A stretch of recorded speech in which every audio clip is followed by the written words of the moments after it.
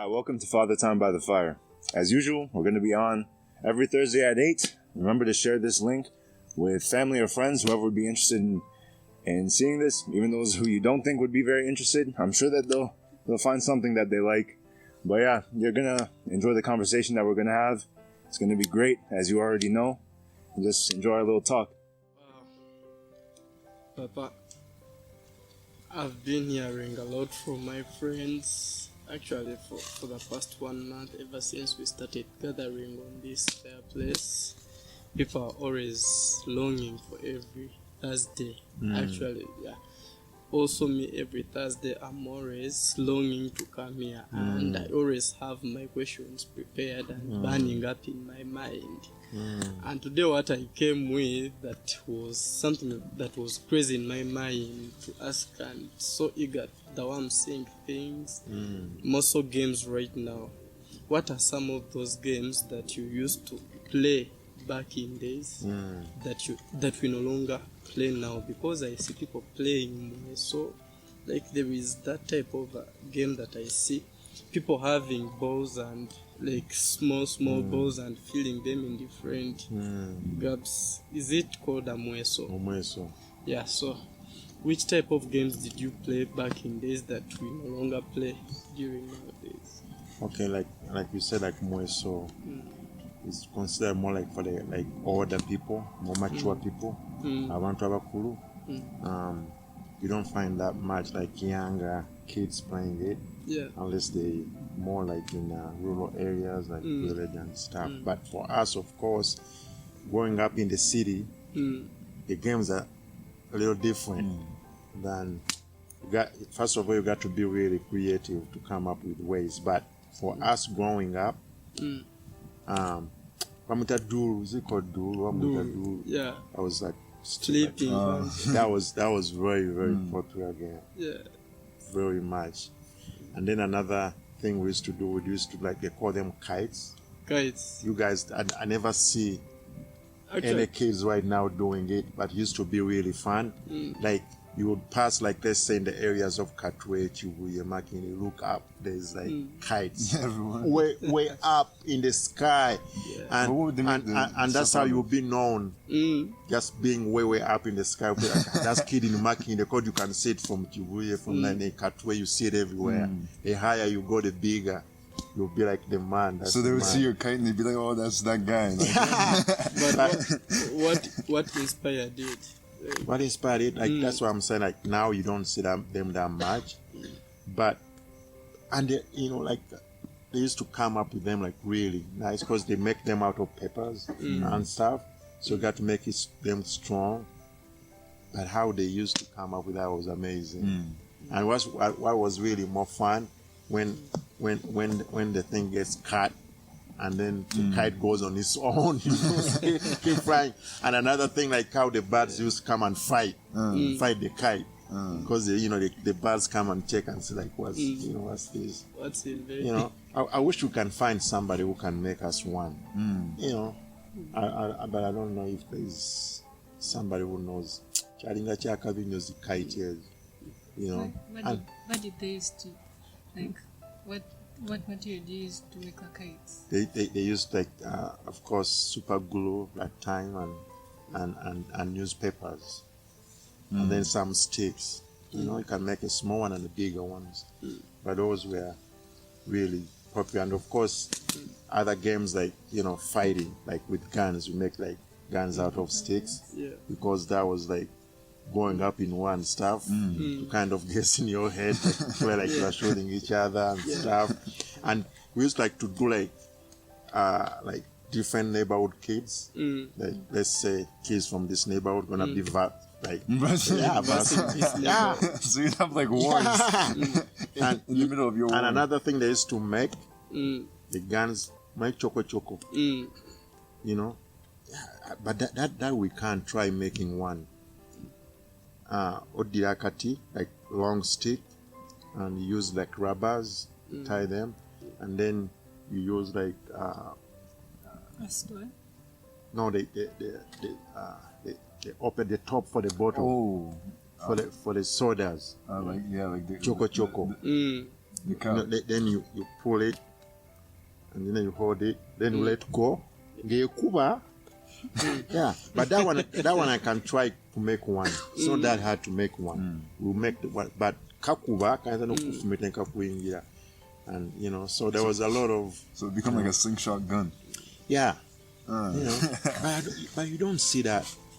But you know, but the kids right now, they spend more time now on TVs, on phones, and you know, that's why they're not more creative with making their own stuff, unless those in the village right now. But kids in the cities, they are more TV and gadgets like phones and other stuff.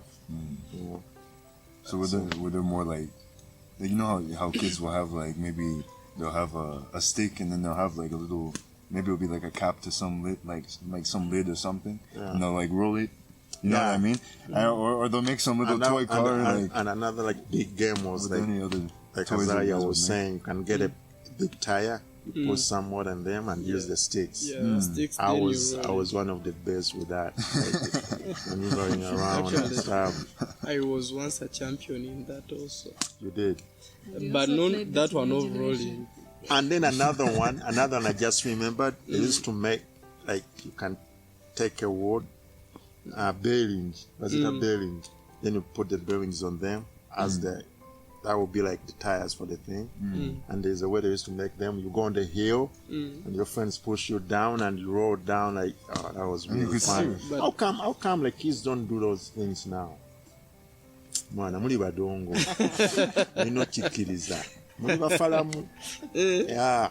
Niyo akuba bulisimuluza muli bakabi nnyo. You know, But if you to go to some villages, you those don't things still manufacture exist. stuff. Like, you know. Falamu. You know what that means? Falamu.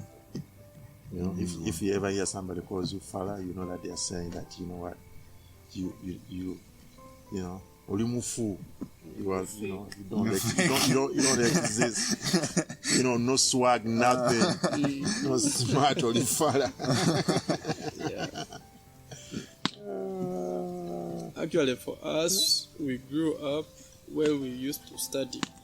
Our teacher could tell us that what you do now determines either in future, either will you play golf in your old age or you will play omweso. Meaning that what you do now determines that in your future you may be poor, and the only sport you have to play is omweso. Or now, like here, we know that tennis is for, no, golf is for rich people. So when you grow up and you become rich, you have to play golf in your retirement age. So that's what they could tell us, that what you do determines what you will play in future in your retirement You know why age. they say that golf is for like rich people and stuff? Because that's very expensive. Yeah, to have that equipment and stuff. But what makes it expensive? Like the equipment you use. Yeah, like the clubs, the things that they used to hit the thing. Yeah, those things are very expensive. Actually, I even used to think that it is the cheapest. Like one can. Golf? Yeah. You know what the cheapest games are? Soccer. That's the cheapest. But it, Just but it was the, sometimes don't even need the shoes, the boots to play. Kagere, bakaita kagere. Yeah. but soccer, You need- soccer and bakoi were the expensive games I was going to mention too. No, that's the cheapest. That's why you have a lot of people playing it. You know, the more cheaper the game is, the more like people will be playing it. Yeah, the more expensive, the fewer people will be. That's why like golf, there's more fewer people who play it, and they take it to be like for those who are elite. You know, they have the money to pay for those clubs and stuff. You know, just like what they charge for playing. That's how many people can afford that. You know, but that game is very, like any other game, but golf is very addictive. And yeah, But has gotten a few spectators. that's what you think. Oh, there's a lot of people that watch There's a golf. lot of people watch golf. Do people here in UG have tournaments for? Yeah, in Uganda, you have not considered in the market. When they think about the market, they don't think of Uganda. Like now, just like about the cars, like we drive like Japanese cars. That's all you see. But I don't even think Japan knows that Uganda exists and the people who buy their cars. Really? Because you buy the junk. Yeah. What market is that? Yeah. For them, they sell like brand new stuff. You buy like used 15 years and stuff. Like they consider it like a dumping place. Like when I was in Japan, because like some of the friends who are like in Japan, they deal in cars and stuff. So when I was visiting their places, a bigger place where they have cars which are gonna be sent out of Japan, it's amazing that I look to see where like any cars like written in Uganda or like place in Africa. I couldn't see any. Yeah, you see like those in South America, Afghanistan, like Middle East and stuff. But do you think that would be different now? Because things have moved. Exactly. Maybe not Uganda, but like there must be like South Africa or when something. they consider markets. But there must be like South Africa or something. So we are not considered. But so, what do you think makes us famous here on market here in Uganda? That if you're abroad there, what you hear about Uganda is this. About Uganda, of course. There's a lot of beautiful things. Like we said the last time, just the weather, sells you. When you are selling in Uganda, you have to just start with weather and stuff. Yeah, we have the most beautiful places.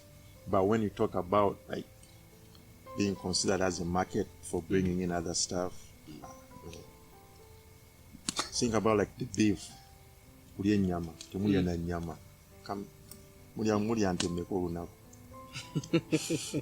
In Uganda, like how many cows are slaughtered in a day? Do you think? I can't count. Then check on that. Then check on other countries will be blown away. Like nenyama tutujia kiriya. Yeah, ugenda mu nsi endala, you check on those things. People really spend a lot of money on stuff. But there's a lot of good things for you, like especially young people. Yeah. But like when let's say like when you first started traveling and stuff, and you first went to like Canada and those things, and you might have had that little like time where maybe you were, I don't know if you did or not, but you might have had that time where maybe you were ashamed to say that you were a Ugandan and stuff. But now I know that you're very proud of it, and you won't hide it from anyone. So like, what makes you proud to be from here, to be a Ugandan? Oh, like after getting the exposure and stuff of being like in a foreign land, how you treated sometimes, how stuff happens, and then you go from there to coming back, you appreciate, of course, your place more than you thought before. How comparing stuff. And I mean, like what you are saying about feeling bad about where you come from, that happens like with how people tease you and stuff. Some people can be like brutal. You should tell the story about the guys that you would work with. Yeah. Like the stuff that they would. Yeah. That's when I was like still in Virginia, like like the place where we used to be and work from was like there was a lot of black people, and stuff. So those guys used to tease me a lot as I used to call me like funny names. Like somebody like they are pretending to be talking like your language.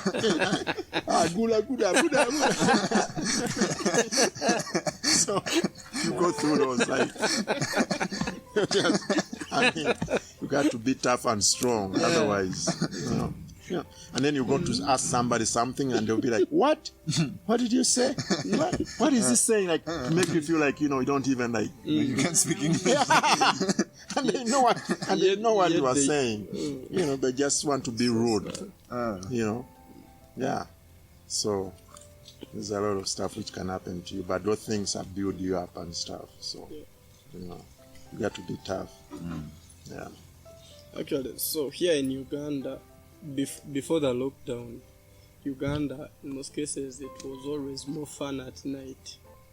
So going back, like going to the States, which time of the day is more fun? Is it the night time? You know what's so funny? Like some people would think, like, bwana abantu bali bavaako, abantu bawano, they were like, people here were like really reckless. Imagine like country like Monday, people are out in the bars drinking, and they think that's how it is in the States. No, yeah, it's such like there's limits on everything. Even if you go out, they stop at a certain time of like drinking, selling drinks. They'll be like, this, things are over. Like, you know, you cannot find a place where they go like all night long. Unless maybe it's like a holiday or something. Holiday or something like that. Some or weekends. if you are in like places like, let's say in Vegas, where it's considered like that's entertainment city, then you find.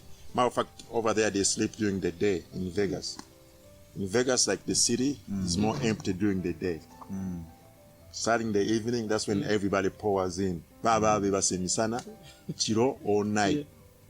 Oh, nice. Yeah, during the day people are sleeping. Partying. Party Party. So, you know. I have a question. When you traveled, the first time you traveled, what was better, Uganda or the country you went to? Are you kidding me? Of course, the place where you've gone. But when you reached there, did you miss home? When I carry now. When over mukafufuka nukakulite mwokozi otya. Batwagana kuddayo biwulize.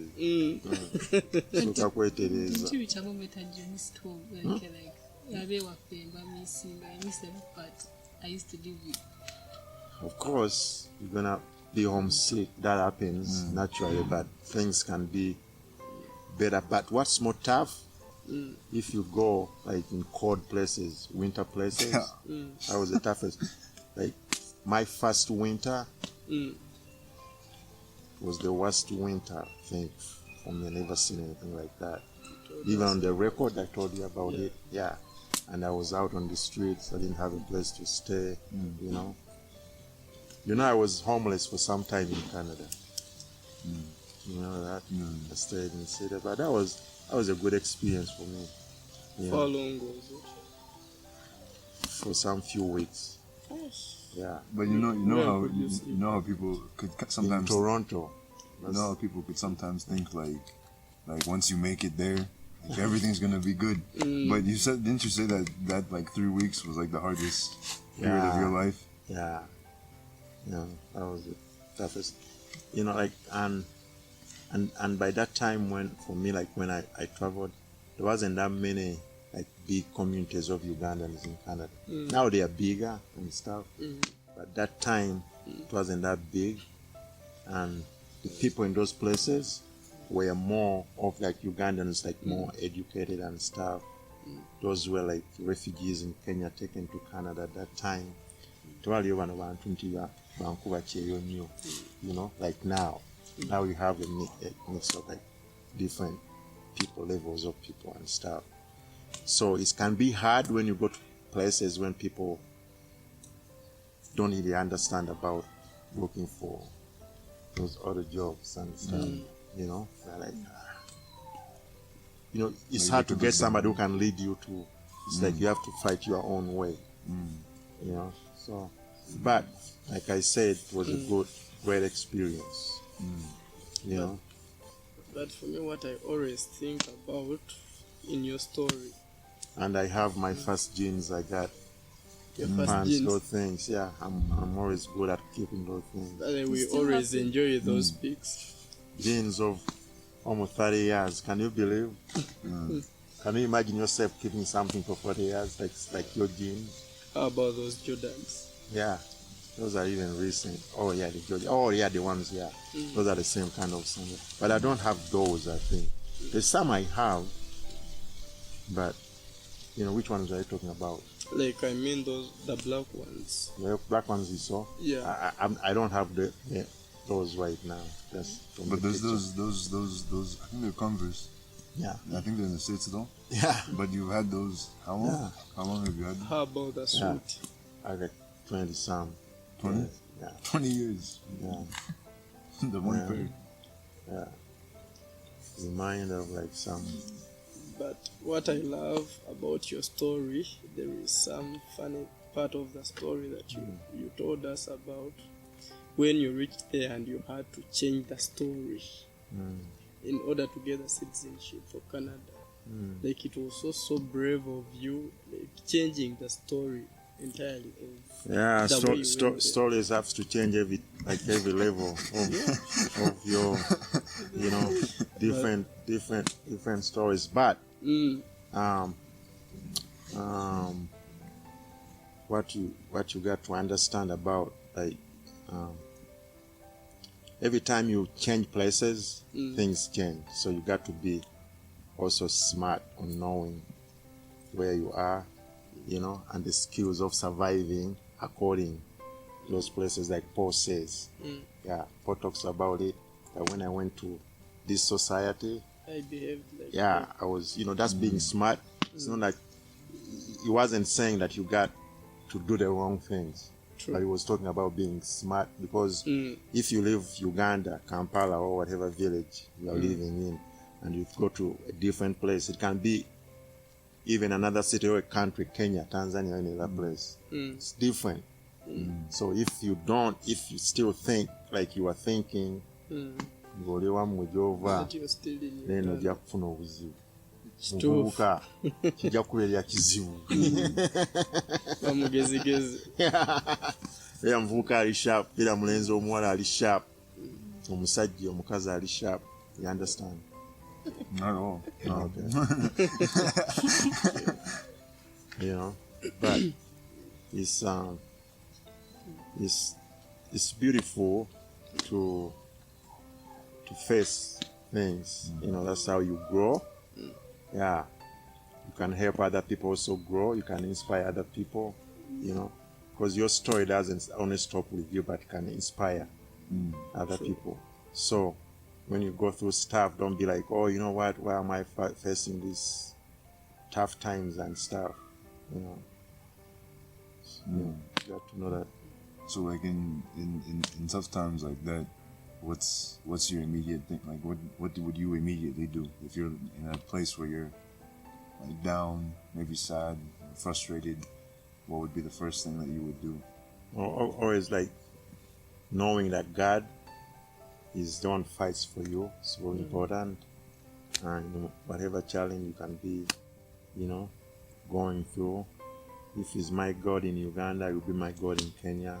Anywhere I am, whatever situation it is. What really was so helpful with us, that we are grounded in the Word. Grounded in the things of God from very early age. Yeah, ebintu bya Katonda birungi obimanya n'obitegera n'obitambuliramu. Yeah, that was really God's grace, because like we are so young, at the same time independent. You have your own places, you can drive. There's a lot of temptations right there, but because of the Word and the conviction, we are always grounded in the Word. Amen.